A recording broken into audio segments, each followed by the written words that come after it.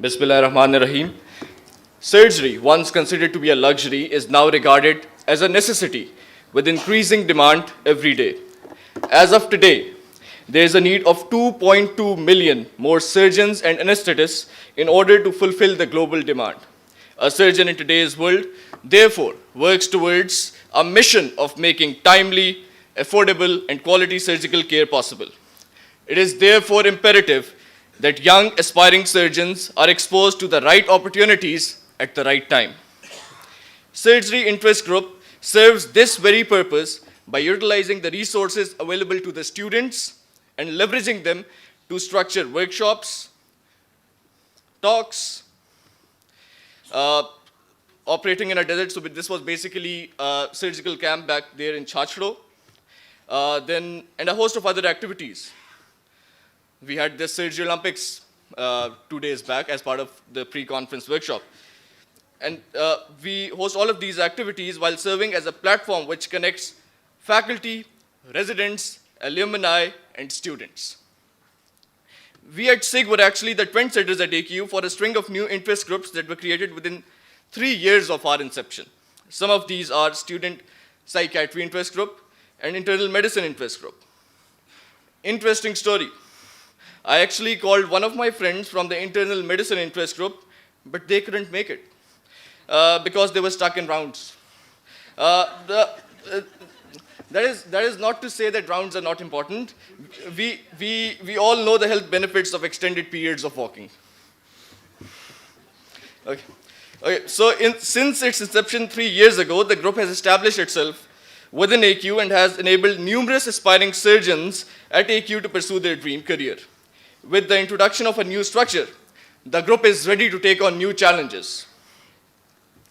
So the group now has 5 departments: education and skills development, alumni outreach, event management, research, and media and publications, working in close coordination to bring about a greater volume of output in the shape of added opportunities for students without compromising on the quality.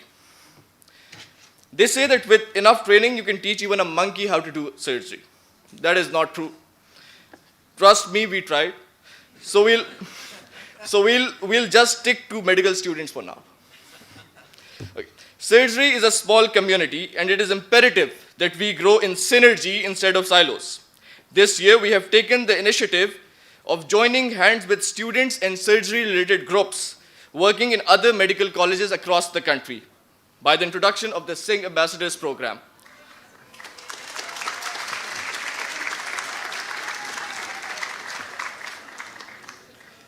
As well as internationally. So SIG joined the American College of Surgeons International Directory of Surgery Interest Groups just 3 days ago. And this all is an effort to share opportunities for the mutual benefit of aspiring surgeons. Together, we will make the impossible possible, inshallah. Now, I'd like to thank our patrons. In the center, we have Dr. Athar Inam, Sitara Imtiaz, and Chair Department of Surgery. On the right, we have Dr. Amir Sharif, and on the left, we have Dr. Amir Sharif, and on the right, we have Dr. Sadaf Khan, Associate Dean, UGME. Then, Dr. Gulzar and Mr. Charania, the irreplaceable Mr. Charania.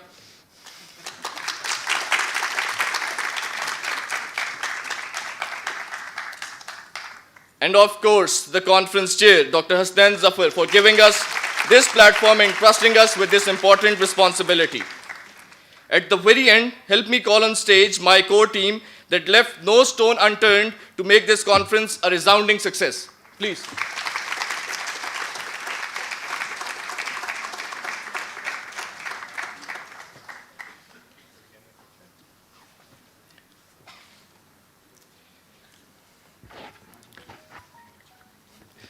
Apart from this core team, please put a huge round of applause for all the volunteers that contributed to the success of this conference.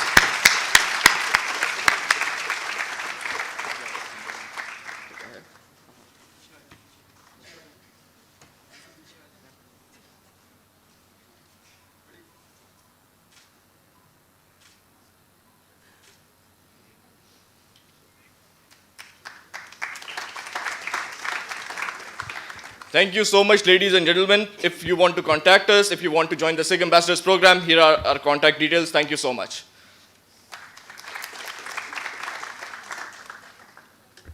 Thank you, Mr. Ali. Moving on, we have Dr. Hassan Badri Alam, who is an acute care surgeon, board certified in general surgery and surgical critical care. He received his surgical training at the Washington Hospital Center in Washington, D.C., followed by a postdoctoral research fellowship at the Uniformed Services University of Health Sciences in Bethesda.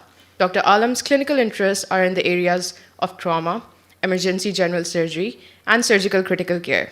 He will be discussing innovation in trauma surgery, and how students can make impactful contributions to trauma care. So without further ado, please welcome Dr. Hassan Badri Alam, all the way from Michigan, USA. What I was going to do is maybe take 10 minutes to just talk about academic life. And this is focused towards the student, but also the residents and junior faculty. I've been in business now for about over 20 years or so, and there's some common themes that emerge. And I do hear it all the time that it's difficult finding the balance. You have your clinical demands, you have your personal life, you have to do research. And sure, it's not easy, but the reason we do it is not because it's easy, but because it's gratifying. So don't look for easy life if you want to be an academic surgeon. Dr. Bulger talked about it, and I want to emphasize this thing again. We talk about finding your passion. Passion shares the same root as suffering. So it is not fun, but you have to ask yourself, is it something that's important enough for you to suffer for? And if it is, then that's the right choice for you. Okay. Also, you got to own your future. You can't blame others, you can't blame destiny, you can't blame circumstances. You are the master of your own destiny. The choices you make today, the company that you keep, work ethics, all of that translates into where you're going to be 10 years from now. And there's hard work, and we can keep on talking about whether it's 10,000 hours, 20,000 hours, but there is really no substitute for hard work. And I like this quote from Teddy Roosevelt, and it speaks for itself, and I really believe that. I think it's a privilege what we do. And it's hard work, but it is honestly a privilege. So you have to work hard, but you have to work smart as well. So I'll talk about a little bit about how to go about establishing your academic career. And I heard it from people often. It's like, I'm hoping for this or that. But I want to tell you, hope is not a strategy. It just doesn't work that way. You have to have a plan. So as a start, surround yourself with people who are smarter than yourself. You can do it in any stage of your life. I'm surrounded by people who are much smarter than me, who are much more capable than me. That's what inspires you to get up to the next level. So choose wisely. You have to learn from the best. When you take your first job, when you're a resident, when you're junior faculty, rather than trying to find a place where you're the star, you got to find a place where you can grow. You got to find in any institution, and you're surrounded by really smart people. You got to find the people who are better than you, smarter than you. You work with them, you learn from them, and these are the people who are going to push you to be the best that you can be over the next few years. Okay, some basic practical things, and this is, I think, what separates people academically. It's not the desire, it's not the hard work, it's not the intellect, but it's some things that are fairly basic that you can actually control. One is about managing your time. There are only 168 hours in a week, no more, no less. That's true for everyone. So how you use that time, the priorities to set, what you get out of that time will separate you out as you go along your academic career. You set your priorities, the things that are not important, you delegate, say no to time wasters, choose the things that you want to do, and you're right. And I think this is another thing in American academic landscape. Written word is the currency of academic success. You got to write grants, papers, standard operating procedures, protocol, policies. You have to write nonstop. So you have to start now. So, what I tell my junior faculty members, you got to set sort of long-term ambitious goals, and they give you a direction what you want to do over the next 5-10 years. But then you have to set very short-term goals that are focused and achievable. Things that you want to do that week, that month, that year, and have it tangible, a little bit of a stretch, but things that you can measure. So not aspirational, hopeful things, but really targeted goals. Okay? Then you evaluate your goals, you adjust. If you can't achieve them, you figure out why you can't do it, and you evolve. Okay? So think about it another way. We can live in a comfort zone and you'll never evolve. You'll be the same person for the next many years to come, and you kind of cruise along. But if you want to improve year after year after year, you got to get out of your comfort zone. So, I mean, I've moved every 6, 7 years in my academic career, and usually I've moved when every Monday starts looking like the Monday before. And it gets easy, and it gets predictable, and it's okay, but you stop evolving, and then you got to look for a next challenge. Or you learn new skills. I started doing robotic surgery. Why would a trauma surgeon be doing robotic surgery? You know, it's a new skill to learn. You take on new tasks, and you will fail. It'll be a struggle. And failing is not a problem. Everyone fails when you take on new tasks, but not learning from those things isn't acceptable. So in many ways, the way I like to think about it is today, think about where you want to be 10 years from now, what that takes, and try to evolve into that person that you want to be in 10 years from now. Now, when you look at somebody who's at a podium and you think success is going to be that one straight line, it never is. It never is. I think anyone who says that is lying to you. You know, it's convoluted, there are ups and downs, and there are good days and bad days, but it's the overall trajectory that matters. And as you fail, what you try to do is you learn from that. Personally, I only want to make original mistakes. Okay? You don't want to make the same mistake over and over again. So, trying to sort of wrap it up and think about academic productivity, and that applies to students and residents and faculty. And some of these things I talk to my faculty all the time. One is about how you manage your time. It is the only resource that is non-renewable. Everything else you can get more of, time you cannot. You got to write, whether you're writing grants or papers. You got to do it in a balanced fashion so you can do it for the next 30 years. And you can't do it alone. You have to have the right team around you. You got to have your people who support you and augment you. Another way I like to think about it is like, you know, nobody is perfect. Everyone has got weaknesses. As you grow up and you have more and more control and you start assembling your team, you recruit people who are your weaknesses. Essentially, you surround yourself with people who are more talented in areas where you lack those talents. So I'll give you a few brief suggestions and then I'll wrap up, and happy to answer any questions. It's not that I have any perfect formula, but I just want to show you things that I often see in my faculty members who have smart, ambitious people, but they're struggling. One is that you got to write on schedule. And this is such an obvious thing. Everyone knows it, but then you ask yourself, why don't they all do it? Right? You know, so you sit down with them and say, where are your papers for this year? And then they usually come up with the same kind of excuse. The first one is, I don't have time. I'll do it as soon as I get time. There is no such thing. I mean, this is like the biggest, don't give me that. I mean, you all have the same time. You just need better time management skills. Then the second one is like, you know, if you give me more protected time, I'll write. And we've plotted it out. There is no correlation between protected time and academic output. It's a scattergram. People who do, they do. People who don't, they find excuses. Now, if you're an extreme end, you're working excessive number of hours, I get that. And you want to set up a basic science lab, I get that you need protected time. But you don't really need protected time to be academically productive beyond a minimum. So you got to use your time more efficiently, or you find a different job that, you know. The other thing is surgeons, surgeons want to have, academic surgeons often want to have the lifestyle of a PhD, but they want to get paid like a surgeon. You know, so like if I can pay you as a PhD of biochemistry, and you can have that lifestyle, no, but I want to get paid like a surgeon, but I want to have all the protected time of a PhD. Okay.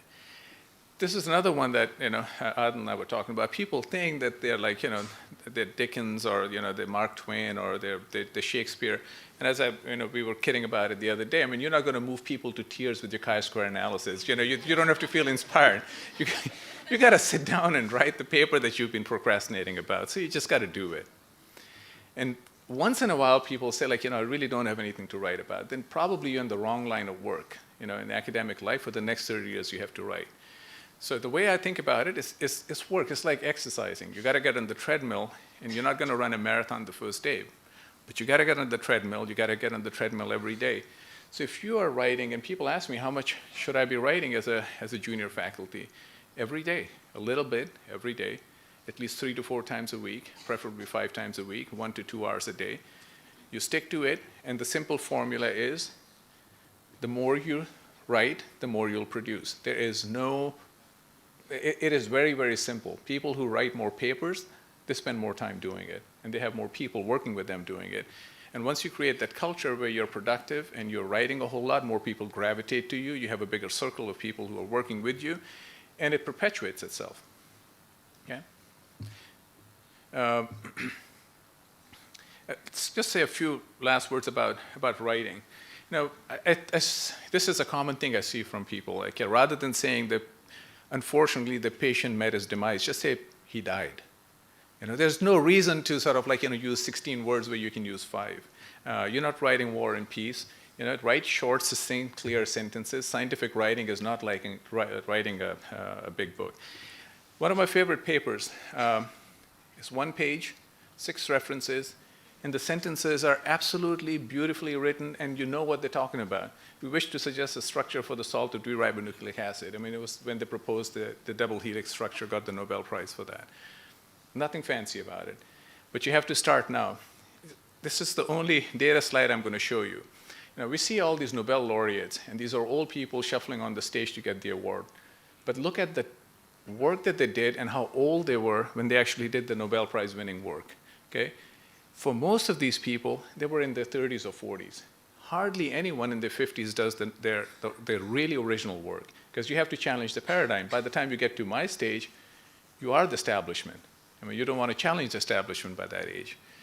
So this is the sweet spot, right there in the middle, between about age 30 to 40. That's where all the work over the last 100 years of the groundbreaking work has been done. And you say, well, that's all non-surgical, I want to be a surgeon. It's, we think about Halsted that way. He was surgeon-in-chief at age 38.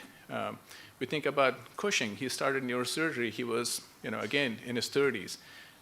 Same with DeBakey. I mean, roller pump at age 23, Dacron graph age 45. None of their original work was done when they were 60, 70-year-old. And the list goes on and on. Joe Murray, kidney transplant, age 35. Starzl, first liver transplant, age 36. Kept on doing it for 4 years. Every patient died. The first successful one, he was 41 years old. Can you imagine doing it for 4 years and every patient dying? Laylock, Christiaan Barnard for heart transplant. So behind almost every big surgical innovation, whether it's transplant surgery, cardiac surgery, there is a young, ambitious guy who's willing to take risk and push the boundaries. So you have limited time. You've got to make your choices. You've got to find purpose in your life, and you've got to have a focus and a plan. And then this is how I think about a great life, and I believe I have a great life. So when you're starting your academic career, you have a number of competing priorities. You have a young career, but a young family. Take care of your family. At the end of the day, when I'm retired or when I'm in a nursing home, I'm dying, nobody else is going to show up except my kids, if I'm good to them, right? So take care of your family. And you have to marry the right person. Yeah, you said the right thing. So, and then you develop into a leader. You have to inspire other people as you go up. So here's my strategies for academic success. You got to find your passion, things that you're willing to suffer for. You got a plan. You pursue ideas that inspire you not just today, but for years to come. You find mentors. You're never going to do academic success is not an individual sport. It requires a whole village around you. You got to find people who are smarter than you, brighter than you, who inspire you, and people who have talents that you don't have. And then you manage your time, find new paths, and you write. As you said, balanced lifestyle, marry the right person. And when you're going to do it, you got to start now. I mean, don't wait for tomorrow. And that's all I have to say. Thank you.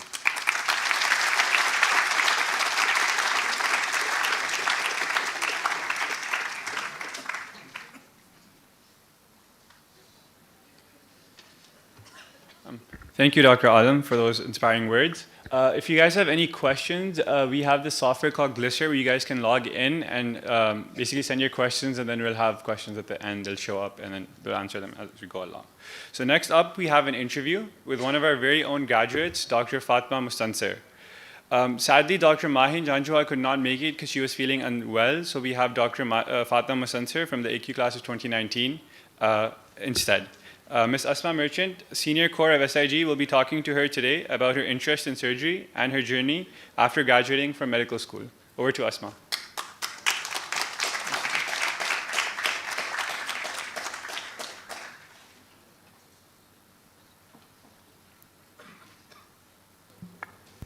Hello everyone, and a good morning to all of you. I hope you're enjoying the student session.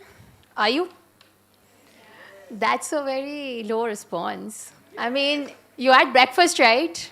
Yeah, okay. So this segment is based on a very important part of our daily routine, and sometimes even our only motivation. And it's imperative for everyone who's sitting out here, so for surgeons and for students. Any guesses? What is coffee? Yes. So this segment is called Coffee with Surgery Interest Group, and for this we have Dr. Fatma Mustansir here. She is an AKU alumnus from the class of 2019, and she has been a very pivotal, she's played a very pivotal role for Surgery Interest Group, performing her role as a general secretary last year. Her research interests include neuro-oncology and neuroendoscopy, and she has been a mentor to students not only in research but also in surgery. And to continue her mentorship, she has gladly joined us here. So thank you so much, Dr. Fatma Mustansir. And so before we begin, what are your perceptions on being at the receiving end? Because last time you were organizer of the student session. Right, so thanks for having me, Asma. First of all, still getting used to being called doctor.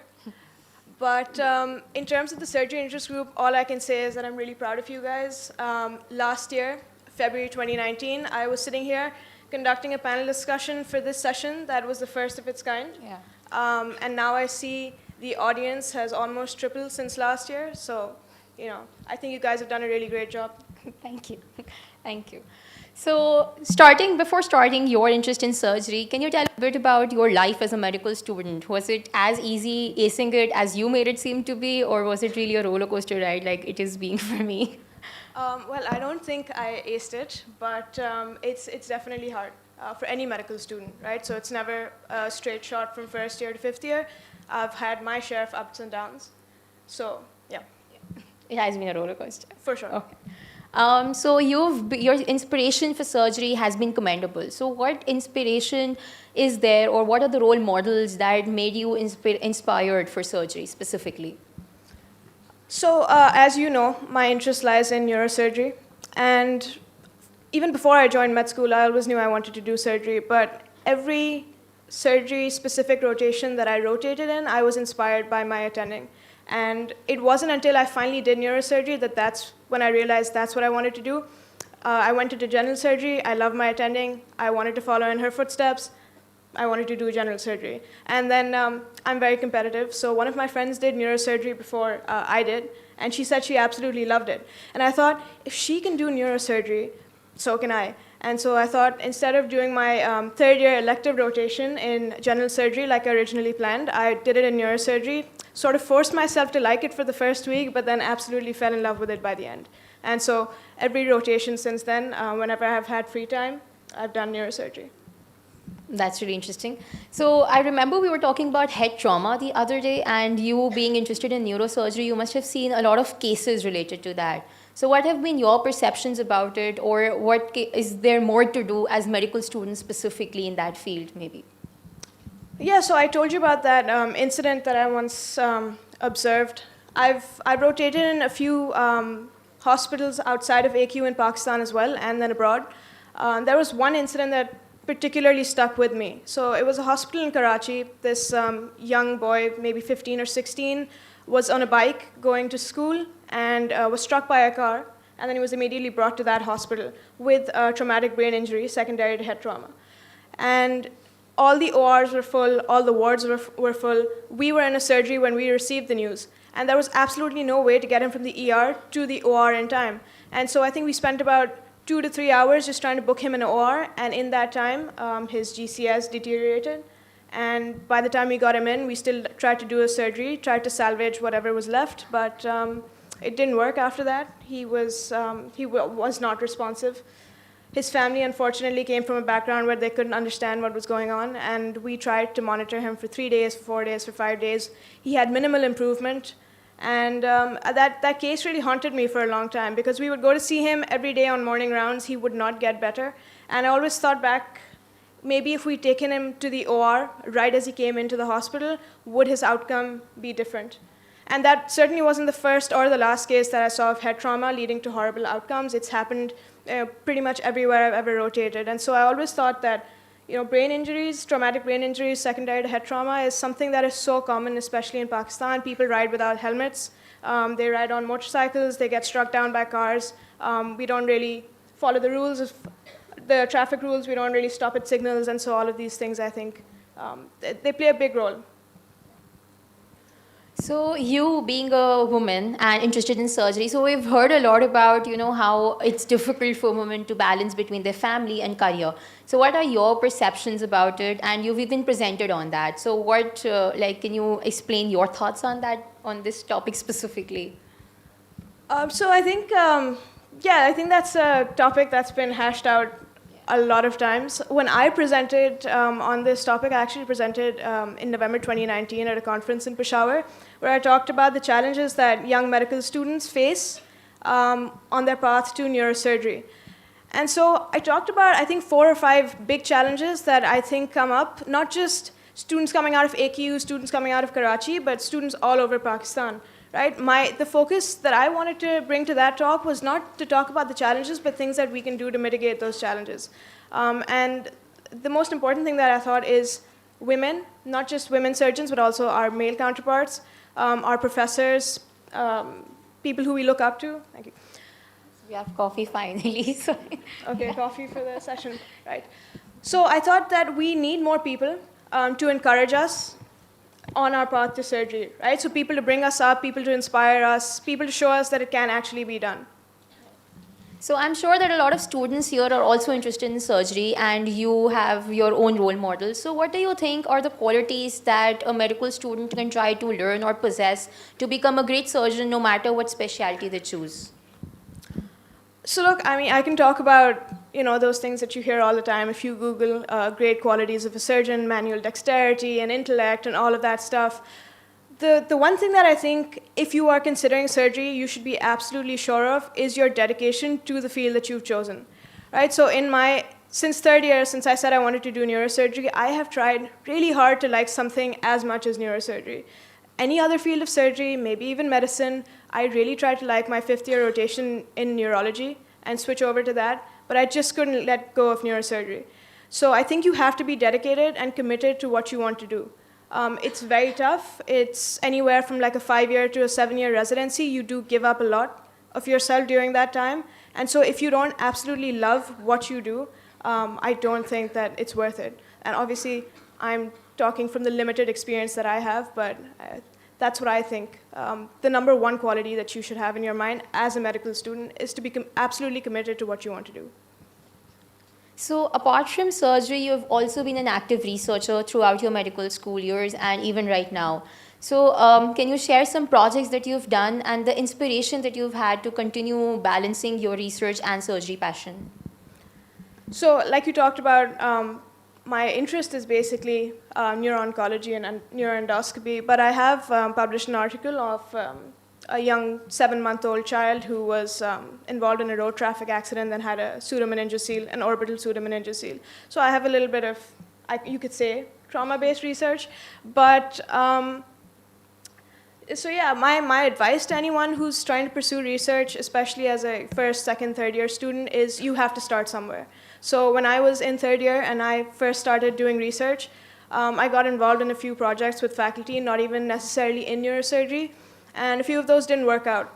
And I felt, obviously when you work hard on something, you put in a few months of time and it doesn't really go anywhere. It is a little discouraging, but I would say to you, I don't count those as failures. I actually count them as experiences. By working with senior faculty, learning from them, sitting in on meetings with them, there are so many tools that I've gained that I now put into my research. For example, there was a systematic review that I once tried to work on in 3rd year. It never worked out, but now I've used all that information that I've learned to try to do my own systematic review. So I think, don't get discouraged when your things don't get published as soon as you think they might. Don't count all your experiences as learning experiences, not failures. So I'm sure that even in the audience, people who want to do surgery, they're also interested in doing research. So what advice would you like to give them on how to approach a specific mentor for research and how to go about it? Well, I'd first recommend that you try to find something that you're very interested in. So, rotate in a few different surgical specialties, find what really piques your interest, and then find someone that you consider a mentor, someone you look up to, and then try to emulate them. Speaking from my own personal experience, I would say it's probably not best to run after research. There is research everywhere. If you work hard enough, show people that you're willing to commit, that you're a hard worker, that you will write good research for them, I think things will come your way. So you just have to give it a little bit of time. But otherwise, we have students in our own student body who've come up with some great apps, Kaleem. There are new things are happening where we're connecting students with faculty researchers, and then hopefully you'll get more opportunities to pursue research. Okay, so that was a pretty interesting advice that you gave us. And now that we know a bit about your professional life, let's get to know you a bit personally. So we have a rapid fire round for that. And I'll ask you a question. You just have to answer as rapidly as possible. Okay. Are you sure?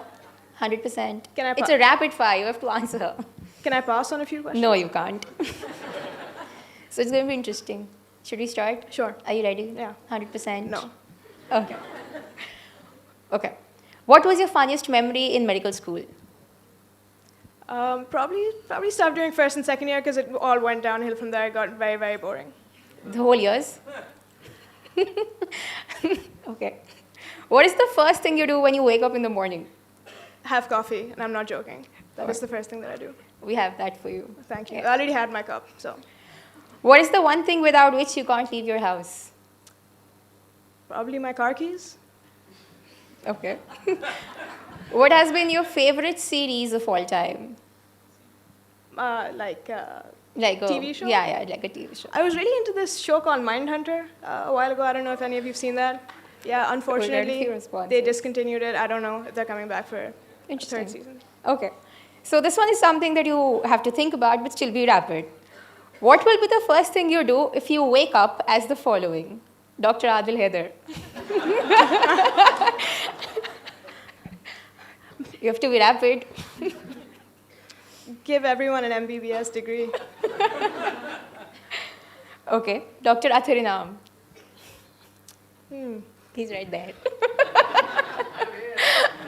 Walk into the OR and save some lives.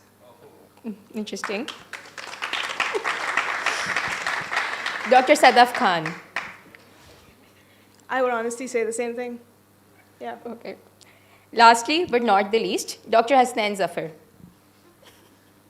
You're asking me what I would do as a surgeon? When you wake up as him, yeah. Organize another conference, maybe. Yeah, sure. Yeah. Yes. At such a big level. Yeah, thank you.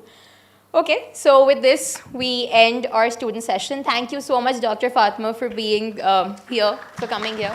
And if you have any questions, as was mentioned, please log in and put your questions up there, and we'll take it in the end. Thank you so much, Dr. Fatma. Thank you. Thank you.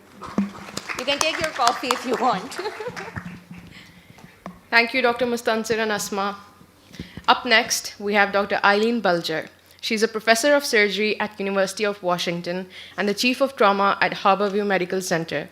Dr. Bulger strives to optimize trauma care to get the right patient to the right place at the right time. She specializes in trauma, critical care, and acute surgical emergencies. Her research interests include advancements in pre-hospital care and the early resuscitation of injured patients. She also enjoys instructing surgical residents and medical students. Please give a huge round of applause to Dr. Eileen Bulger. Just sort of start.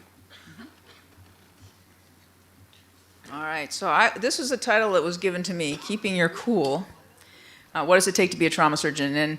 And it was great because I was asked to answer 3 questions in this talk, and I decided that I would answer 6. So the 3 questions I was asked to answer were, what made you choose trauma surgery? What differentiates a trauma surgeon from other surgeons? And how has your research changed the face of trauma surgery? But I thought there's some other questions that we need to answer. If I'm going to answer the first three, I have to answer what is a trauma surgeon, right? Because I think that varies around the world, so we'll talk a little bit about that. Why we need trauma surgeons, because I'm hoping to inspire you all to be trauma surgeons. And what does it take to be a trauma surgeon? So, which is a little bit different from what differentiates trauma surgeons. So I'm going to try to answer all of those questions in the order that I decided I wanted to answer them in. So we'll start with what is a trauma surgeon, and it really does depend on where you live and work. So in the United States, it's a subspecialty of general surgery, right? So you become a general surgeon, and it's really evolved into this concept of what we're calling acute care surgery. So it's basically taking care of trauma patients, emergency general surgery, right? So doing emergency operations on general surgery patients, and then surgical critical care. And so we actually get a board certification in surgical critical care, and that allows us to run an ICU and take care of those patients in the ICU. The practice varies a lot depending on whether you're in an academic center, as Dr. Alam talked about, versus private practice. You can do both. Usually you work for a hospital because you're based in a trauma center. You can also have an elective practice. Many people do have an elective practice on the side as part of it, but you don't have to. Rural and urban centers are also very different. If you're in a rural center, then you very frequently have an elective practice as well because there's just such a need for general surgeons in that community. In urban centers where there's a lot of volume of trauma and emergencies, then that's primarily what you're doing. I think what's important about the trauma surgeon, at least the way our trauma systems work, is the trauma surgeon is really seen as the leader of the team or the captain of the ship, right? Where you are the person who coordinates and leads the overall care of the patient from admission to discharge. So if you have multi-system injury and you need a neurosurgeon and an orthopedist and a urologist in addition to the trauma surgeon, it's the trauma surgeon that's coordinating that. That's deciding, is this patient stable enough to go and get their femur fixed today or not? Should they have their spine surgery today? So there's one person coordinating that care, and that becomes really important in the outcome of patients.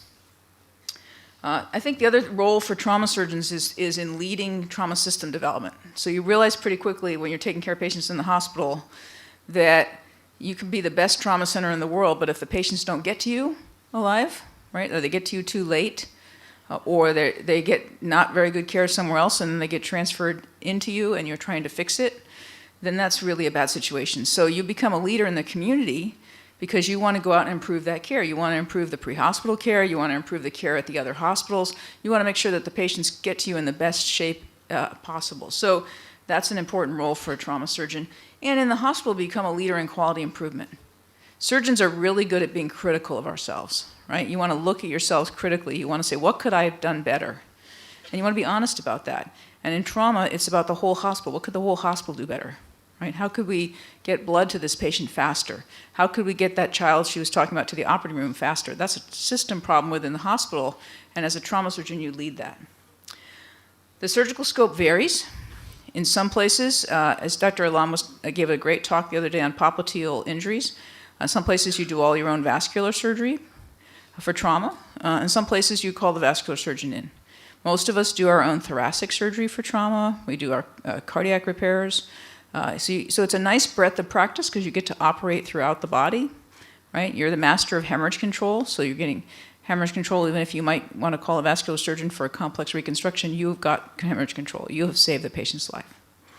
So that's what it looks like in the United States. But in many parts of the world, if you say trauma surgery, it's orthopedics, right? So in much of Europe, trauma surgery is thought of as orthopedics. In many places, it's surgery, but not surgical ICU care or intensivists. So I think you just have to know the context in which you're talking about it, but this is the context that I'm coming from. All right, so why do we need trauma surgeons? I think it's probably the fourth or fifth time you've seen this graph in this conference, but it is critically important, right? Trauma is a time-sensitive emergency, whether it be bleeding, whether it be the need to decompress a brain injury, as it was talked about earlier. Those are time-sensitive interventions. So you need someone who's really dedicated to that, who's immediately available, who's going to get that patient into the operating room quickly and manage that. So we need people that can make critical decisions. And when there's multi-system injury, if you don't have someone running the show, it leads to what I call multidisciplinary chaos, right? Where everybody looks at it from their own perspective. And they only care about their own perspective. So the neurosurgeon will be next to me saying, I need a CT, I need a CT, I need a CT. And I'm like, well, the patient's bleeding to death. So you can't have the CT right now, right? So you have to have, and the orthopedist wants to fix the bone tomorrow, yesterday, right? Like the femur's broken, it needs to be fixed yesterday. Earlier fixation is better, which it is. But sometimes patients are too unstable to go to fixation.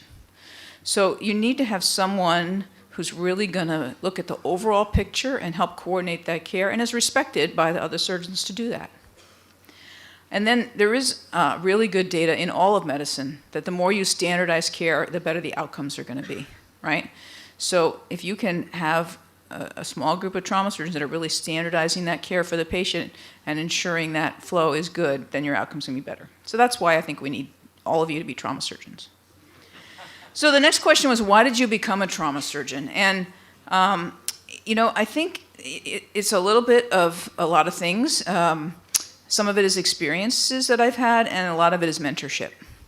And, I showed a little version of this slide in one of my talks the other day, but, as I think back on it, my first mentor, and I didn't really know she was a mentor at that time, is this woman up in the corner here.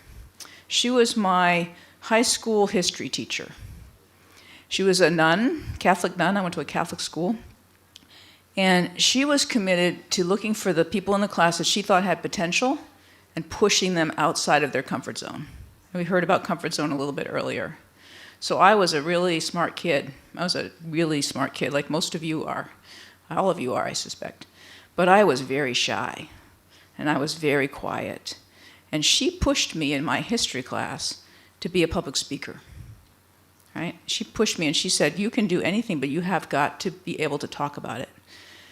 Then during my college years, I got some training as a paramedic and then had so much fun doing that I continued to do that for a couple of years after that. And those experiences were really formative to me because you got to see what medicine looks like outside the hospital. You got to see all the challenges of dealing with patients in their own environment at the scene of the crash, what it takes to cut a person out of a car, they're trapped in a car, and all the challenges of how a system works. And that was really my first exposure. And when I finished that, I was sure I was going to go to medical school and do emergency medicine. When I went to medical school, however, I fell in love with surgery. And my whole rest of my career has been spent in Seattle. And really, these two gentlemen here were incredible mentors to me. The top one is a neurologist.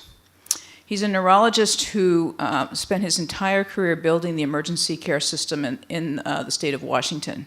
He was the director of the emergency department before emergency medicine was a specialty, and he ran it for 35 years. He built the flight service that went and retrieved patients. He built the paramedic service. Much as we heard the talk yesterday about what's happening in the north region here, about building a whole trauma care system, this is the guy that did that for us. And so he was an incredible mentor to me. And the gentleman at the bottom is a lead trauma surgeon at my hospital. He's been there his entire career. He's been an incredible researcher. I worked in his laboratory, did research with him. So I think the bottom line is it's the people that you meet along the way and what catches your interest. But you've got to find these people who are really going to guide you and help you and mentor you and shape your career. I still rely on these people every day when I need advice. So when you're thinking about your career, find what you enjoy doing the most, what is you're passionate about. We've talked about that a lot. But then find the people around you who can help you get there. I think that's really critical. All right, so next question I was asked to answer is, what differentiates a trauma surgeon from other surgeons? Now, everybody thinks they're better than everybody else, but I do think that in general, the surgical mindset, and this applies to all surgeons, is we like to fix problems, right? We find great joy in identifying a problem and fixing it, right? We have a bias for action. We don't want to sit around and think about it. We want to act on it, right? We're decisive. This is all surgeons, okay? And we like challenges. We like complex decision-making. We like mastering technical skills. And we like leading a team. So how is a trauma surgeon different from that? Not much. I mean, I think that you have to be comfortable being uncomfortable. That's that idea that you have to be willing to make decisions very quickly with very little data and just do it. Even if it might turn out to be the wrong decision, it's probably better that you did something than did nothing. You have to be calm. And that was the title of the talk I was given. And you know, one of the things that people tell me is, boy, you're really calm. How are you so calm under pressure? And I think it comes with experience, right? You get comfortable taking care of it. You've seen a lot of things. You kind of know how to approach it. And if you're not calm, your team will feel that you're not calm. And everybody gets more anxious, and then everybody performs poorly. So you have to be calm and focused under pressure, and that comes with time. And you have to be interested in improving that entire continuum of care like they talked about. You have to be willing to think outside of the hospital. You have to think about the whole system. And then the other thing that I think differentiates trauma surgeons is we think a lot about social and societal issues that lead to injury. And I have wonderful colleagues around the country that are really interested in looking at social determinants that lead to violence, right, to try to prevent firearm injuries. There's a lot of work going on in that space, and that's a space that you can get into as a surgeon that you wouldn't normally think about being in the public health arena. Okay, what does it take to be a trauma surgeon? Well, I think you've got to be a good surgeon, right? Just like anything in surgery, you've got to be technically proficient. You've got to be efficient with your movements. It can't take you 5 hours to take a spleen out, right? You have to be able to do that quickly. You have to know your anatomy. I think the most important thing you can learn in medical school, if you want to be a surgeon, is anatomy. The entire body anatomy. Because as a trauma surgeon, you may end up in places that you're not used to being, right? You got to know the neck anatomy in great detail. You got to know you just got to know anatomy. And you got to keep up with the latest evidence because things evolve, especially if you're doing critical care, right? A lot of things evolve, and you've got to keep up with that evidence. You have to have strong leadership skills. I already talked about the importance of being calm under pressure. You have to be collaborative and inclusive because trauma is a team sport.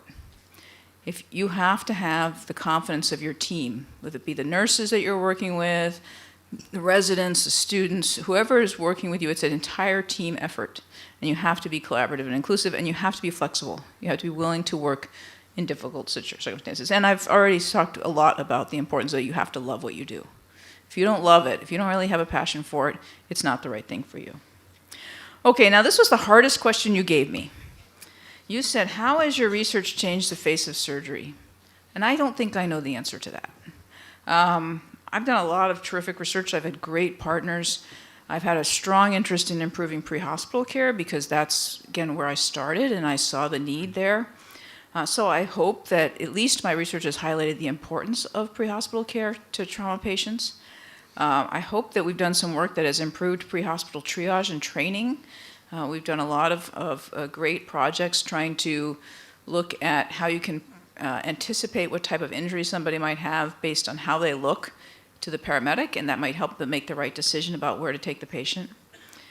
I hope that my research has led to a value in the standardized approach into creating care pathways and protocols. We've done some work on rib fractures and standardizing the care of elderly patients. I'm involved in a very exciting project right now. Dr. Heider is one of my co-investigators on that project where we're working to set a national research agenda for the United States in trauma injury. And this is really an effort to build some advocacy around the need for better trauma funding. So my hope is that will lead to an NIH Institute of Trauma Care and funding commensurate with that. But I don't know if that's true. And then I hope that if nothing else, that I've helped mentor the next generation, because I think that's the most important thing we do in academic medicine is we help build the next generation of surgeons. And I know what my research has done for me, one of the best things it's done for me, is help me build connections and build a network. And I talked about that in my talk on Thursday, but the importance of knowing people around you that care about and are interested in the same things that you are will open up more and more opportunities, will give you more opportunities to research. I think what Dr. Alam was saying about writing every day is really important, right? Because people start to know you because they've read your papers, and then they want to meet you, and then you start to build connections, right? You go to meetings and you speak, and they hear you, and they want to build connections. So if nothing else, that's what the benefit of doing research has been for me, and I hope that some of these other things will be the case in the long run. So that's all I have. I'm happy to take questions. I guess we're going to take questions at the end, but really excited to be here, excited to see the enthusiasm of all of you for surgery. This is just incredible. The turnout of the students today and the incredible work that the organizing group has done. So thank you so much.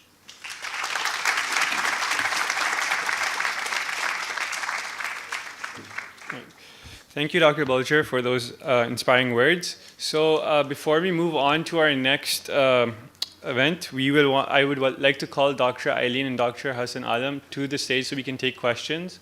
They'll be flashing onto the projector, and you guys can sort of answer along.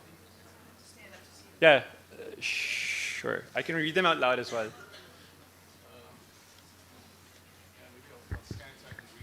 Yeah. Okay, so the first question, with the USMLEs going pass and fail, how do you suggest IMGs compete and get an edge for the AMGs? I don't have an answer. So here's what I think about it. I don't think there's any correlation between your scores and your competency as a surgeon. There's no correlation between scores and your patient's outcomes. So it's very difficult to come up with score-based systems when you can't show that it actually does anything for things that matter, which is patient outcome. So I think as time goes on, scores will become less and less important, and competency will become more and more important, and outcomes will become more important rather than a score. And that's the world that we are going to face going forward. I don't have an answer for this thing because a high score doesn't guarantee you a residency slot, but it makes your application stick out a little. We've got a superb, really, really superb score. But you have to find ways that distinguish you. I mean, for people ask me that, and it's like, you got to answer the question yourself. What is your special talent? What's your special power? If you read comic books, what's your special power? And you have to develop one and polish one and be able to show it. Okay, so next question. I think this is specifically for you, Dr. Alam. What do you suggest medical students do to take more active part in research? Other than, I guess, they meant sort of working along with just, senior doctors, researchers instead. So I guess yeah. More. So I think in the last maybe 15 years, on all my papers, except for an opinion piece or something that I've written, I've never, I think, been the first author. That's not my role. So my role is as a team leader to facilitate research for other people. I get funding, but the people who do the research get the credit.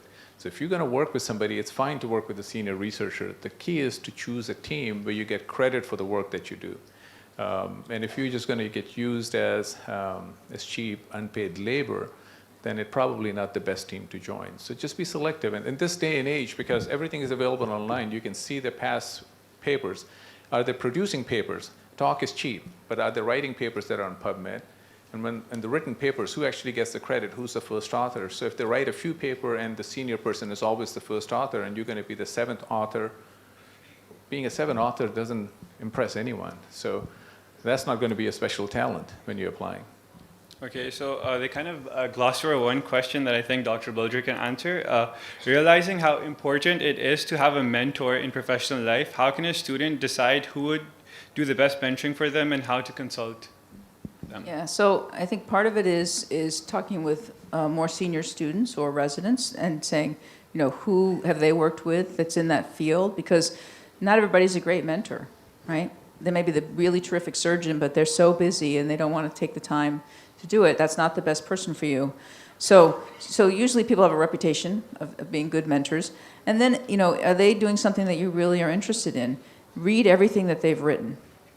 If someone comes to you and says, wow, I've read your paper on this and this and this, already you got their attention, right? Because you're showing that you're interested in what they're doing. And then they'll be interested in what you're doing. So, read about it, and if what they're doing is really interesting to you, approach them and say, hey, can I help with a research project? And pretty soon, once you're working together with somebody, you're building that relationship. The gentleman I talked about, Dr. Mayer, who's been my mentor for my entire career, that's exactly what I did. I read everything he'd written. I was really interested in what he was doing. He was doing inflammation biology in trauma patients. So I read this paper he wrote called The Angry Macrophage. I still remember it. And then I went to see him, and I said, I've read this paper you wrote, The Angry Macrophage. I'm really interested in studying that. And, he took me into his lab, and I spent time with him, and again, lifelong mentor. So you find those people because they're willing to put out for you, and you know kind of who to approach, but you've got to initiate the contact. Yeah, the only thing I would add is people who are visible, and Dr. Mayer being a very good example, you get calls, emails, approaches every day. can you be my mentor? And if somebody sends me that email, they're asking me for one thing which I don't have more of, which is time. I would rather give somebody money. Time I don't have of. I mean, it's 24 hours in a day. So it's a bi-directional relationship. So if somebody invests in you, the question is why they should invest in you, and what do they get in return? They get the gratification of watching somebody's career progress, but they're looking to propagate something. They want to see the spark in you. They want to see the next generation leader. They want to see the next person who's going to innovate and take the field forward. And I think that's what Dr. Mayer now, when he looks at the investment that he did in Dr. Bulger, that's what he sees. So, again, whether you're seeking a mentor or not, think about it as a bi-directional thing. It's not an entitlement on your part that they should mentor you. It's a relationship, and in any relationship, it goes in both directions. Okay, so this one question we have here, I think, is I want to become a neurosurgeon as well, but people always tell me it's a very rough field. Is it? I think they mean in association to trauma and...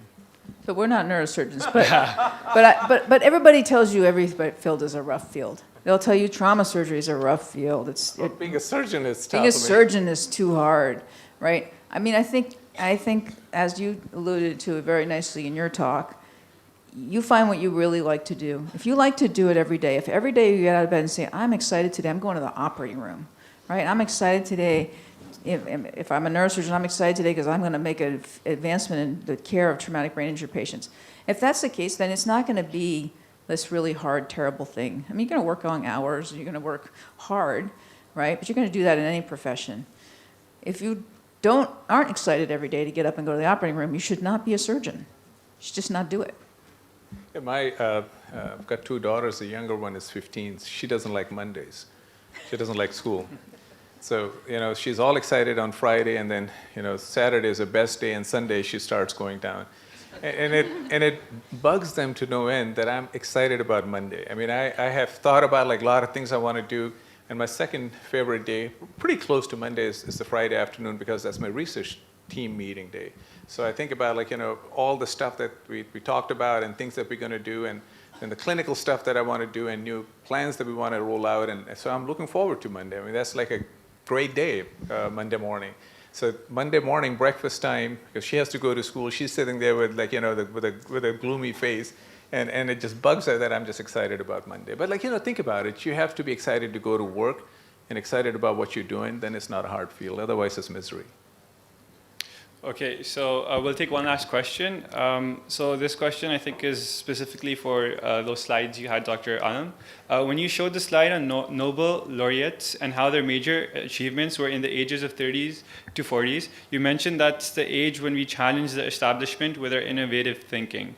You have advice on do's and don'ts regarding how to challenge constructively and how to not come in a negative view of our seniors during this innovation process? I think every time you're going to challenge the established paradigm, you will upset people.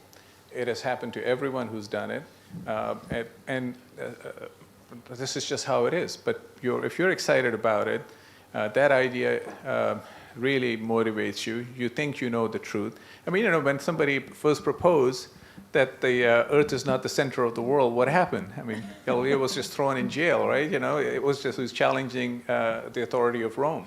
So every time you come up with a brand new idea that challenges the established paradigm, you will have resistance from the establishment, and that's the price that you pay.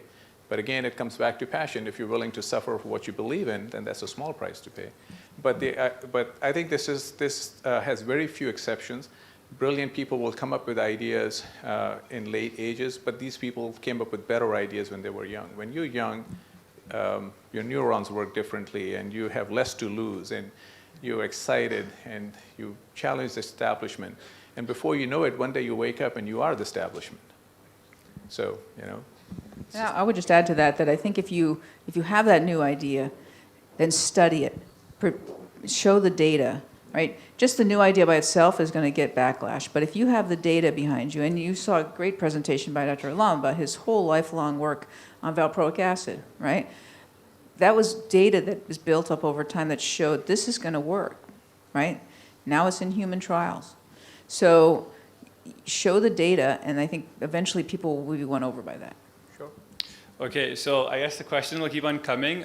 Dr. Eileen and Dr. Hassan are going to be here throughout the day for the conference. So if you guys have any questions, you guys can ask them after the session. Thank you, Dr. Bulger and Dr. Alam, for taking the time out to answer questions.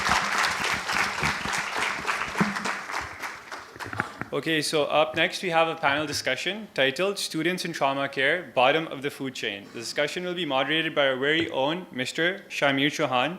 Mr. Chauhan is a final year medical student here at AKU and is SIG's General Secretary. He will be delving into the details of pursuing trauma surgery with our panelists. Ladies and gentlemen, please help me welcome Mr. Shamir Chauhan.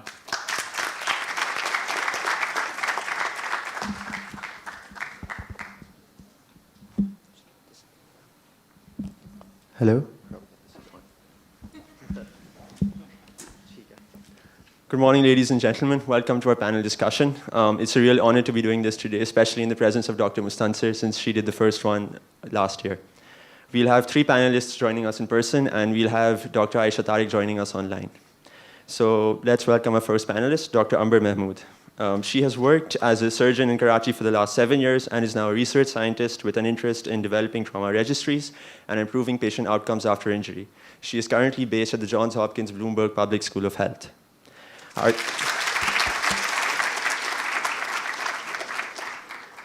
Our second panelist is someone who needs no introduction. He is a chair of surgery at the Aga Khan University Hospital and is a neurosurgeon by profession. Despite having an incredibly busy schedule, he always manages to serve as a mentor to both students and residents. Ladies and gentlemen, Dr. Athar Inam.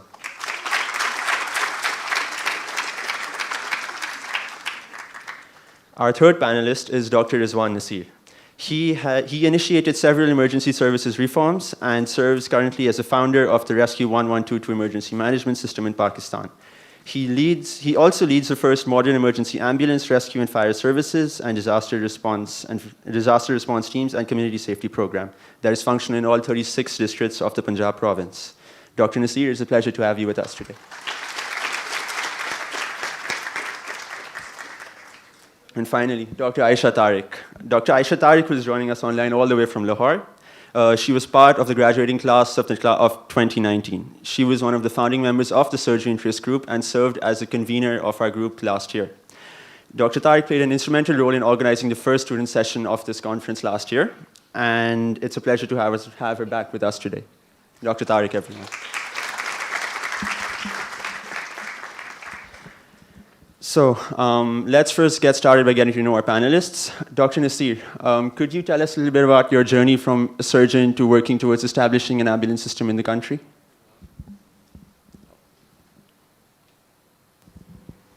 It's certainly been a difficult one. I think everybody thought I was crazy because as an orthopedic surgeon, I started my career and then I was working as an assistant professor, and it was the study that I did in 91, 92 that motivated me to start working for pre-hospital care, because when we saw that there were 95% chances that you'll not get an ambulance. And you had the ambulances, but there was no system. So it made me, why can't we do something about it? So it was that curiosity which kept me going. And, we used to go to NGOs. We asked everybody that you could think of, and even the Civil Defense Department, and but they just couldn't do it. So in the end, it came to a stage where they said, stop giving suggestions. If you can do it, show it to us. But that meant giving up your career, which was a very, very difficult decision, because when you have established and when you've gone to that stage, so it was a very difficult decision to make. But then we did it, and everybody thought that I was crazy. And when I resigned in the national interest for development of emergency services in the country, I never knew that I would be able to do it. So frankly speaking, I didn't know, and I think I was crazy. But today, when the system has been established, it was not a very financially viable, but today when the lives are saved and the frustration that you have to deal with, it's very difficult. The bureaucracy and the others, breaking that establishment which wants to stay stagnant is not an easy task. It's a very difficult one. But today when people come and their lives are saved, and somebody, I remember a case where this guy was outside the country and his father was crossing the road and he was hit by a vehicle. So the services, somebody called them. So he went to the hospital. He was immediately given the treatment because we have a signing over and we do a complete recorded handing over. And so the treatment started, and his father was saved. So I remember for 1 year, he used to send a cake every once a week to that station. So, so all these stories and people who come back to you and they're alive in like Hafzabad and other areas where you don't get the care. So this guy was in a hypoglycemic shock, and so his attendants called the family, and before the family would come, anybody else would come. The team went there, they checked the thing, they obviously gave him the emergency treatment and others, and he survived. And so he said, if I'm alive today, otherwise they would have picked me up, they would have probably thought of taking me to Lahore, or they would have moved from hospital to hospital, and I don't know what would have happened to me. So, when you listen to all these cases and everything else, that gives you the inspiration. Well, I think it's been worthwhile. That's fantastic. Dr. Mahmood, what got you interested in trauma surgery and trauma care? I think the answer is very, very simple. You see a lot of trauma patients coming to the emergency department, not just at AKU, but elsewhere. I actually I'm a graduate of St. Medical College, and I did my house job at JPMC. So you can imagine the type of, the type, magnitude, and the quantity of trauma that you see in public sector hospitals. And one of the things that, bothered me superbly was that we provide care as we, in those days especially, that the care that we provided was based on the practices within the hospital or the team that you follow or the unit that you work in. And there was no standardized care, there was no way to document care, there was no way to improve care. And at that time, I interviewed for my residency at AKU, and although, it was not clear in my mind that I would go into trauma research or trauma care development later on, but I thought that AKU might be the best place where I can get my, foundational step to think about, to develop my skills that can take me forward in this direction. When I was doing my residency, again, the thing that you see a lot is that you can provide the best care within the hospital, but what happens when they leave the hospital or even before coming to the hospital for all the trauma patients is not in our domain. And the system that we work in is so fragmented that there is no way that you can just sit around and treat the patient the way you are taught or the way you think is the best, and not think about fixing the other parts of the system. So that was the thing that bothered me, kept me up my feet. When I went from surgery to emergency medicine, that was again a very, very eye-opening step for me, because the thing that glared in our faces was that it's not just trauma, it's every acute emergency that needs a system, and we have that, the system is just not there. And providing care is the most gratifying and the most, important thing that a surgeon can do. But a thinking surgeon is also somebody who thinks about fixing the, missing parts of the system. And that is something that I would urge you to adopt. That care is one component of your personality. Developing systems, strengthening others, including your colleagues, including your system, and also thinking how to innovate in a resource-limited setting is something that that will take you forward. Thank you, Dr. Mahmood. Dr. Inam, could you tell us a little bit about your experience with trauma in Karachi and how it's evolved over the years? So, well, I'm a neurosurgeon, so if Salat was here, he would have said, I'm a cardiac surgeon. Is Salat here today, by the way?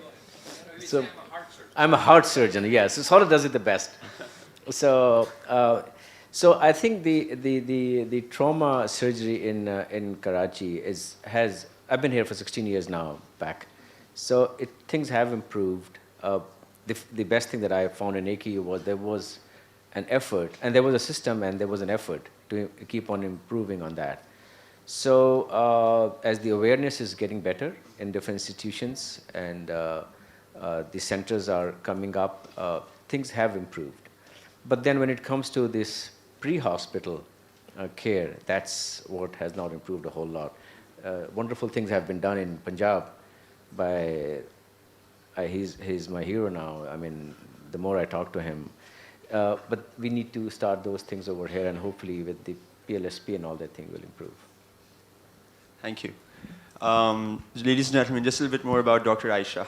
She's a final year student. She was a final year student last year. She's graduated now. She has a deep interest in surgery, and she rotated at the trauma surgery service at a hospital in the US. So Dr. Tariq, could you tell us a little bit about that experience? And could you tell us how the responsibilities of a student in the US are different from the responsibilities we have back here? Thank you, Shami. Thank you for that wonderful introduction as well. I worked for 4 weeks at a level 1 trauma center. I was really fortunate to have that experience. The number one thing that I noticed over there was that students were an integral part of their team. They had defined roles. That was the biggest difference that I observed. I did my surgery rotation at AQ before going over there. And of course, a big difference being that they had a proper trauma center that provided separate services. But it was expected of students to perform certain duties. For example, on level 2 and level 3 traumas, the students were responsible for doing fast ultrasound scan. They were responsible for providing instruments that they needed during the resuscitation process. They knew where each and everything was located. Apart from that, especially on level 2 and level 3 trauma, students were responsible for C-spine stabilization. The team would put a great effort into integrating students where they would have sessions throughout call and on-call days and off days that they were not on call, to teach them the relative and pertinent parts of trauma resuscitation and care. So I found that really inspiring that they had a structured rotation where students were encouraged to learn and to also take initiative. Thank you, Dr. Tariq. Do you think that we could incorporate some of those aspects of the responsibilities that students had over there into our own system back home? For sure. Like they were discussing yesterday at the PLSP launch, that people want to help, and same goes for students. Students want to learn and they want to help. The only thing that we need is a little bit of direction. And especially for final year medical students, I'm sure there are numerous final year medical students here in the crowd today. We're always thinking about the future because we're going to be the doctors we're the doctors of tomorrow.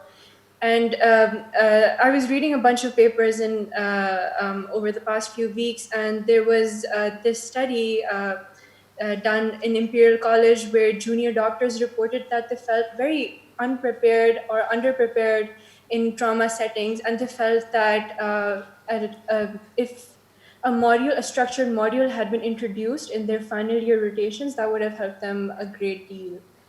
There are many colleges in the US actually that incorporate several modules that are provided by the American College of Surgeons and their own modules to help students learn. That study identified that they did a study on about 200 final year medical students, and they found that more than 50% of those students did not know how to stabilize the C-spine, which is one of the essential components of the primary survey in trauma care. Many students also reported that they did less than 5 hours they had less than 5 hours of exposure to trauma. And our experiences on top of our knowledge are what shape us to be better doctors. And that is very important that we experience these things and we practice them in a setting which is controlled and supervised so that we can be better when the situation arises. Thank you, Dr. Tariq. Dr. Inam, how feasible do you think it would be to incorporate these changes into our current surgery rotations? So we are working to include a lot of things. So, for example, Dr. Sadaf is trying to work in these rotations also that for global surgery. I think these are the things that we should put in as part of experience, because all these experience will make you richer. And the problem is time. You have only so much time and only so much rotation, and then we also have to abide by this rule that you have to leave at 5 p.m. Yes, you have to leave at 5 p.m. because we are monitoring that. And if somebody makes you stay beyond 5 p.m., implicitly or explicitly, we are monitoring that too, those mentors. So there are issues of time. And I think we will never be able to do a totally comprehensive experience for medical students. And I think we have to come in with the idea that if this is what interests you, I mean, if podiatry interests you, then you should have an opportunity to spend more time in podiatry. And if trauma interests you, then we should have more time. So we have to come with some modular packages that can be used in the final year at least. It can be done, and we're working on it. Thank you, Dr. Inam.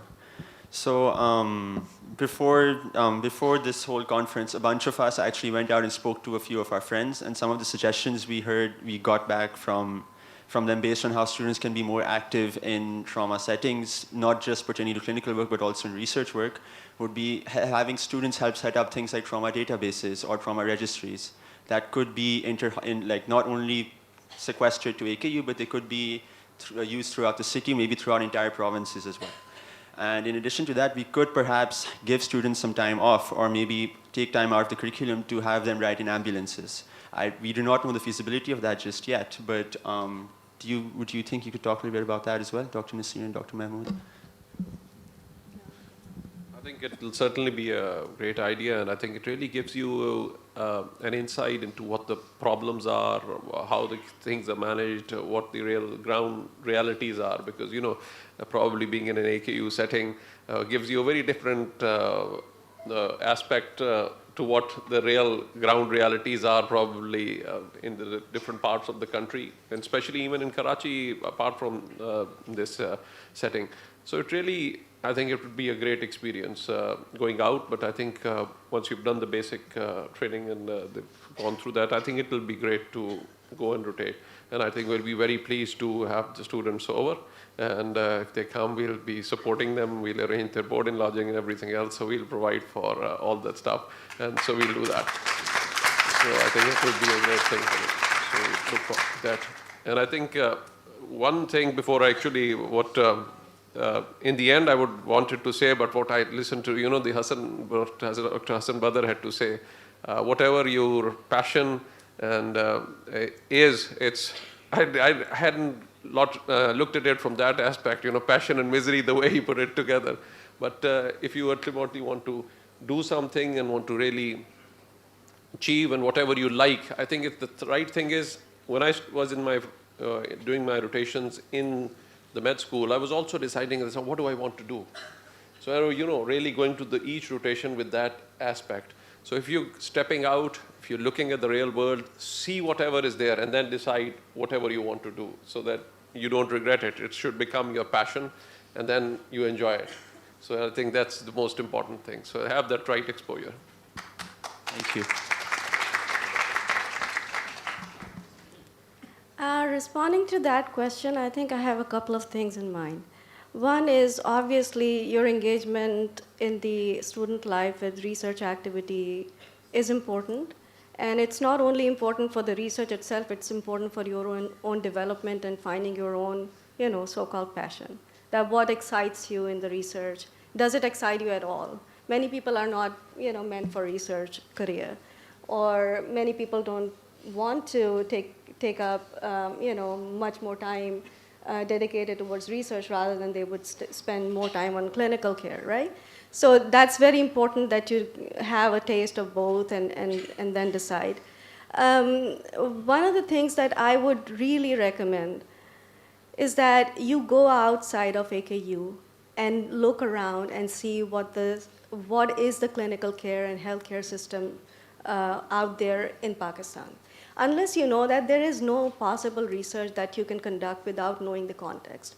And you know, when I was training at AKU, we used to go to extramural rotations. I rotated to 3, you know, sort of district hospitals, 2 in Karachi, 1 in Kashmir. And that gave me a lot of insight that, you know, what are the challenges, what are the gaps, what are the things that are missing that we have no idea sitting at AKU.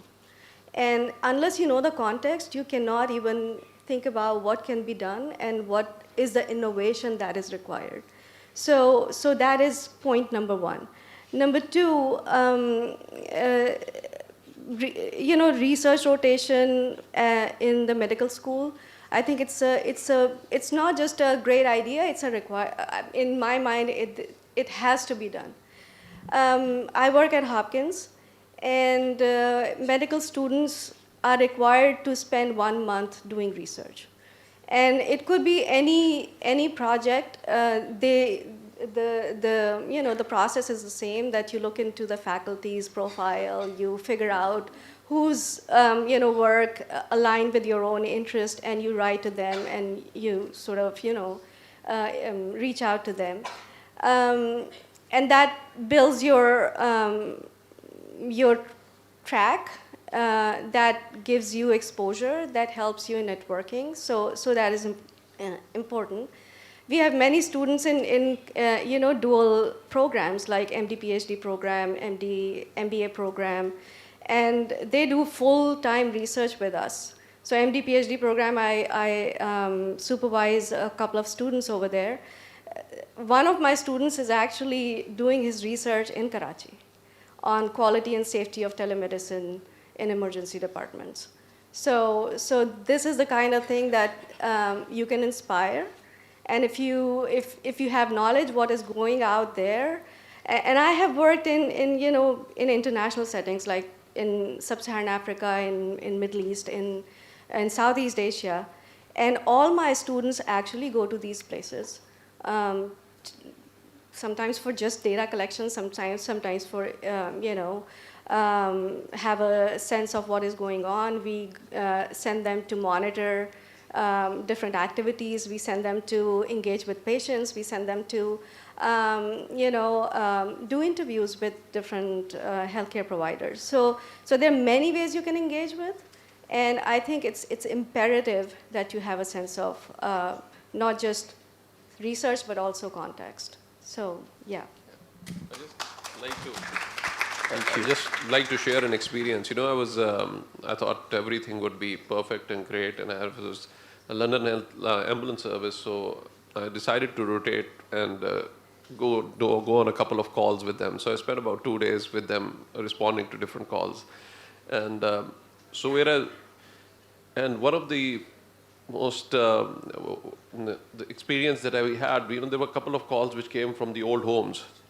And when we went to those places, there were patients, or there were elderlies who nobody had. And you know, when we went into the room, the smell, some of them had bed sores, some of them had fallen and they had fractures, and others. It was like a sight which I never forget. So it's an experience that you only have. The perception that I used to have and everything else, when I did respond to all of those calls, I even, you know, can't forget all of those incidents. It was a couple of them. And within 2 days, we had several of them from different old homes, which was actually quite an experience and a shock for me, which was, I never expected that. So I think, so that kind of an experience, even today when we go and see motorbike accidents, you know, when we started collecting all the data, it was shocking. When you see all those things, then you say, all this could have been prevented.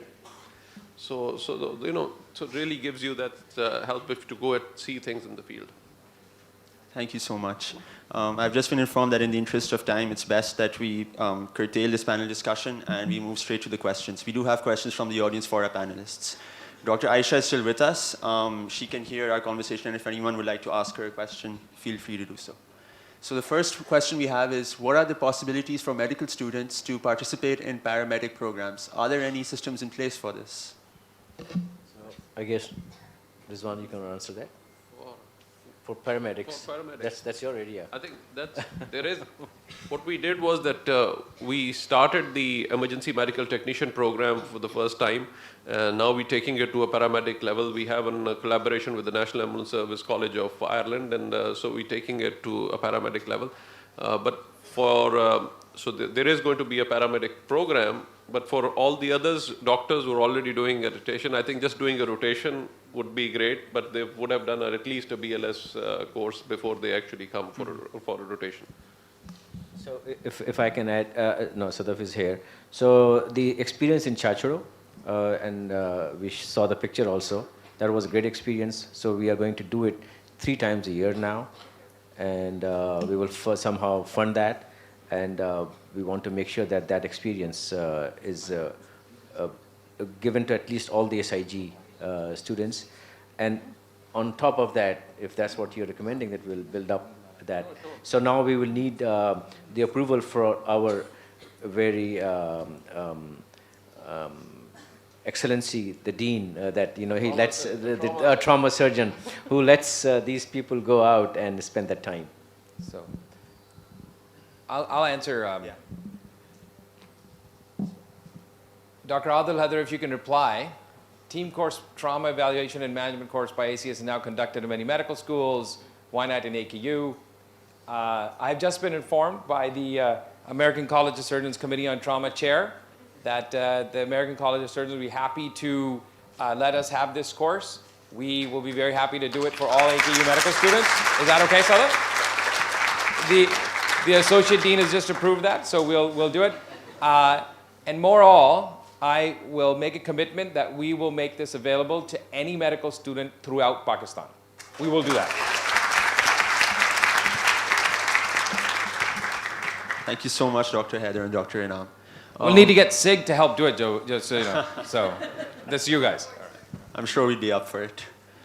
There was a follow-up question that seems to have been removed from the screen that was on the importance of EMT training for trauma surgeons. I guess that's something essentially based on how important paramedic experience would be for a trauma surgeon. Do you think that there is any? Yeah. Once you're becoming a doctor, you already go through all of that stuff. But I think hands-on experience is something which is very important.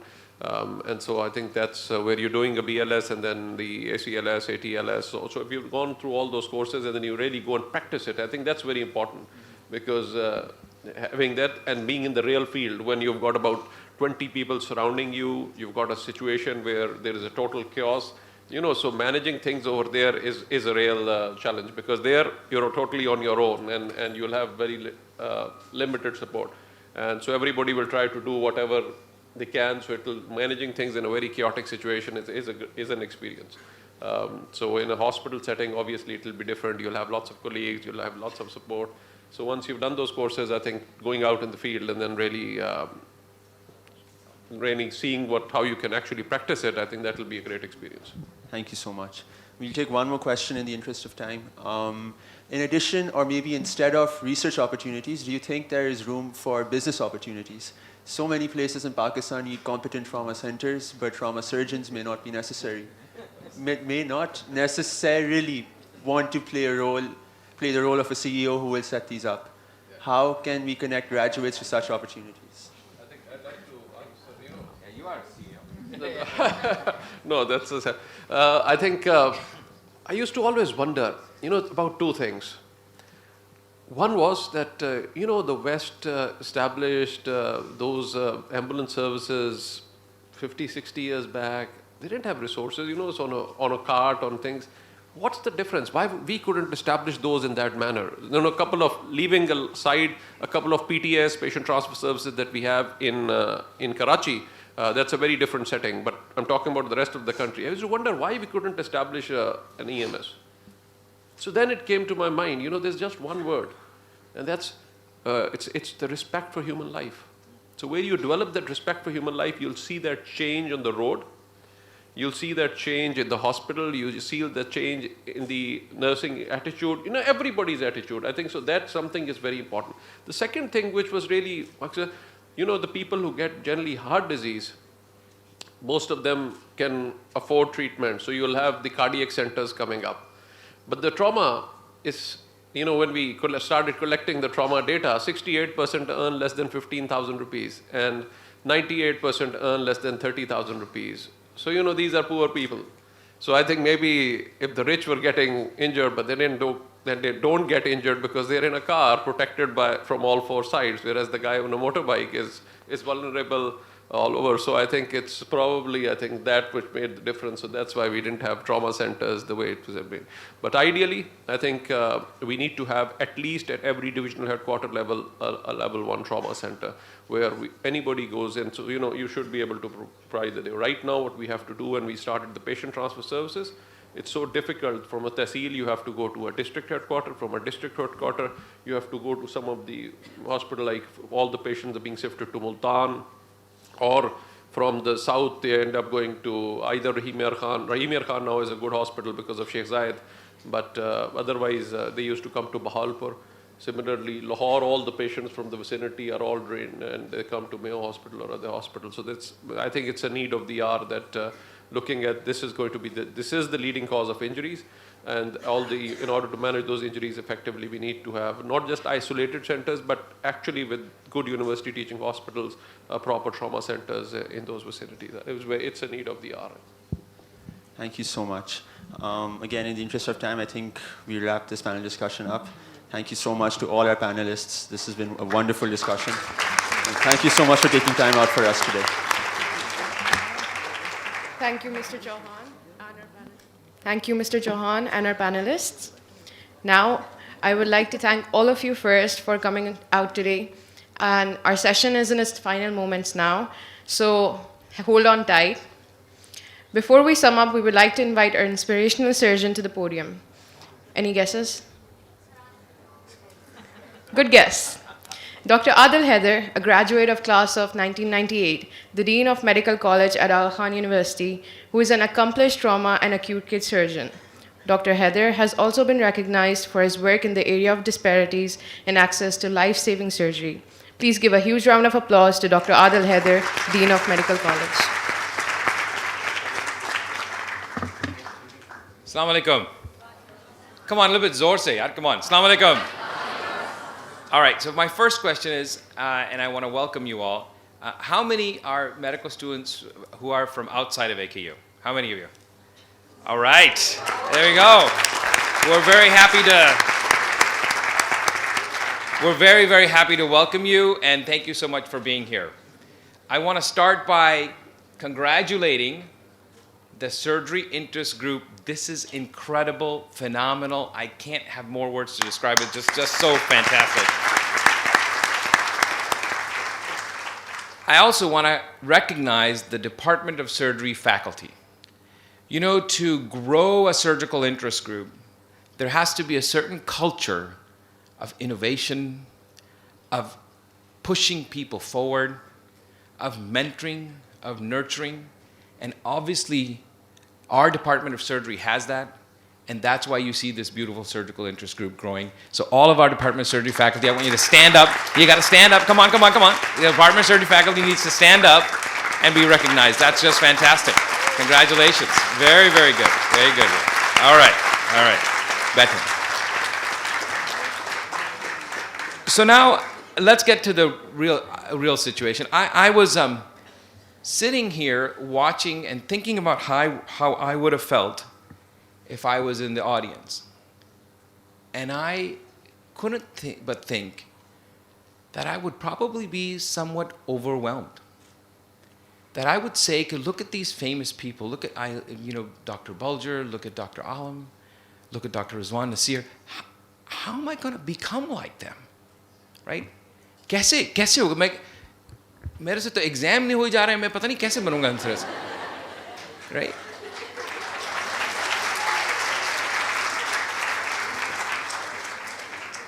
So I want you to all close your eyes. Now मैं मजाक नहीं कर रहा हूँ. सब आंखें बंद करें. Clearly. Close your eyes. Everybody, close your eyes. And I want you to say this, okay? Close your eyes. Keep your eyes closed. No. Keep your eyes closed. Come on. And I want you to say, I can do it. I can do it. I can do it. Yeah, there you go. Now you can open your eyes. What I need you to do is that you have to take the long view on things, right? Abhi ye hota hai ki ji mera ye imtihan nahi hoga, mera ye nahi hoga. You have to think it 30 years from now where you want to be. You have to understand that the people you saw here today did not become that in one day. They did not become that without failing. You saw that graph that Hassan put up, that it wasn't a straight line, it was a squiggly line, went all the way. You got to understand that it takes a lot of time, it takes a lot of effort. And the only thing that will stop you from doing it is by being afraid. I met some students at breakfast this morning and they were saying to me, well, you know, surgery's tough. Surgery's this, surgery's that. Forget about surgery. Anything you want to do will seem like it's difficult, right? Before you start. But the key is you have to look at the long view and you have to say, okay, ye ho jayega. Hum karte rahenge, lage rahenge, or eventually ho jayega. And even if you have short-term setbacks, it's fine. You just need to move forward.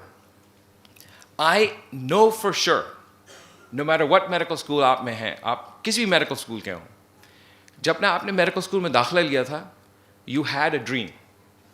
You wanted to do things that Rizwan Nasir just told you about doing, right? And then we start to become practical. हम कहते हैं यार मेरे इतना grade है, इतना score है, मेरे को ये specialty करनी चाहिए because I'm probably going to be able to do better. I'm probably going to be able to get into that specialty. And whereas I'm not saying don't be practical, what I'm saying is don't be fearful of making the difficult choices and committing to things. And the reason why you do not need to be fearful, because I want to give you a statistic. All of you from any of the medical colleges overcome great difficulty to get in.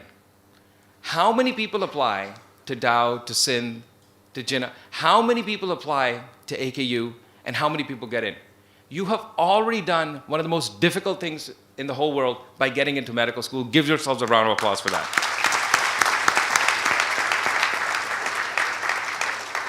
And if you've already done that, then why would you not take the chance to do something difficult?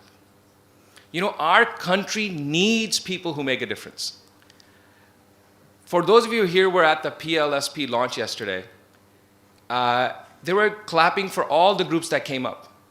But the thunderous clapping was for Faisal Eidi because his name is Eidi, right?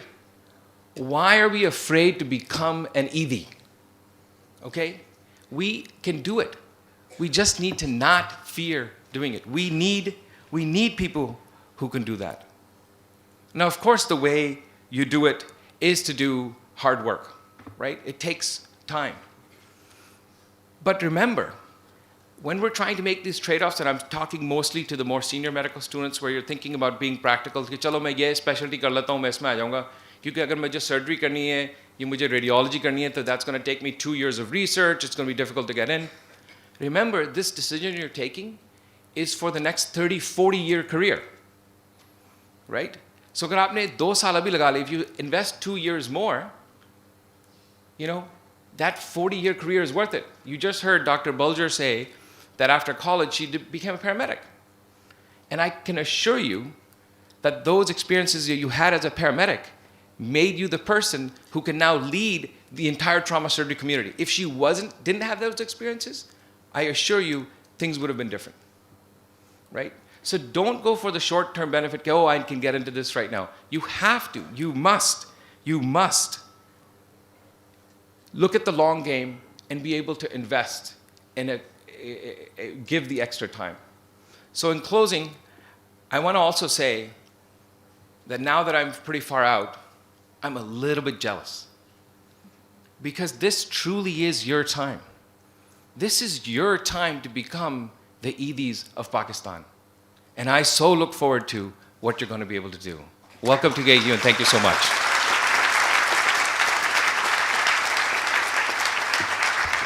Thank you, Dr. Heather.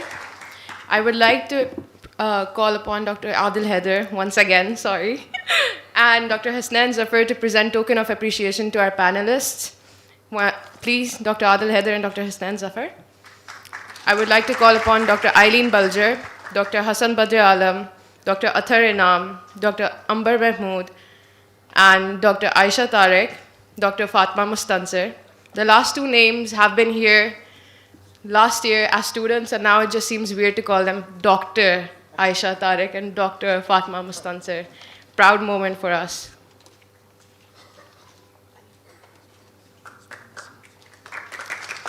Dr. Rizwan Nasir.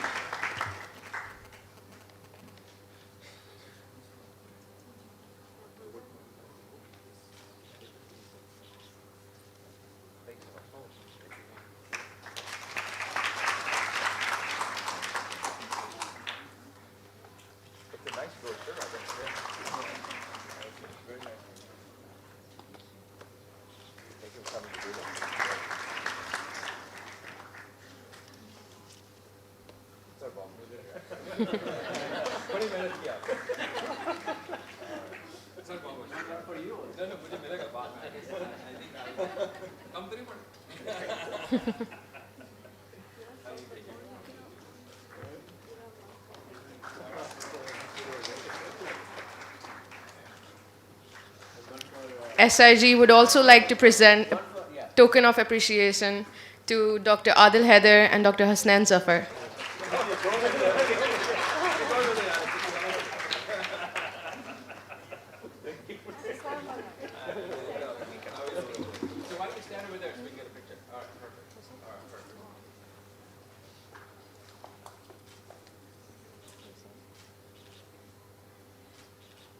Thank you so much.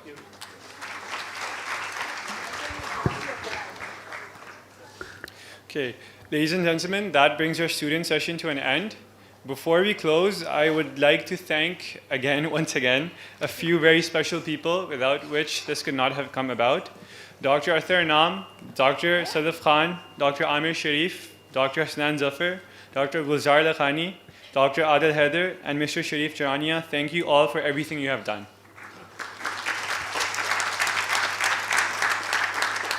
This session would not have been possible without your invaluable input and advice. Sharif Bhai, thank you for always just being a text message away and for finding solutions to every problem we face along the way. Go ahead.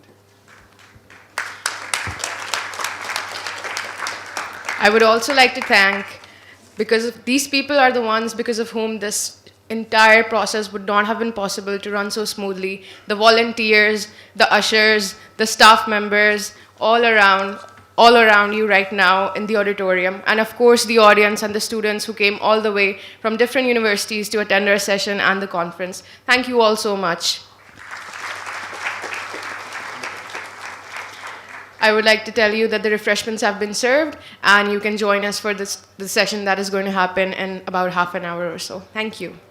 15 minutes. 15 minutes. Oh, 15 minutes it is. Also, there's a queue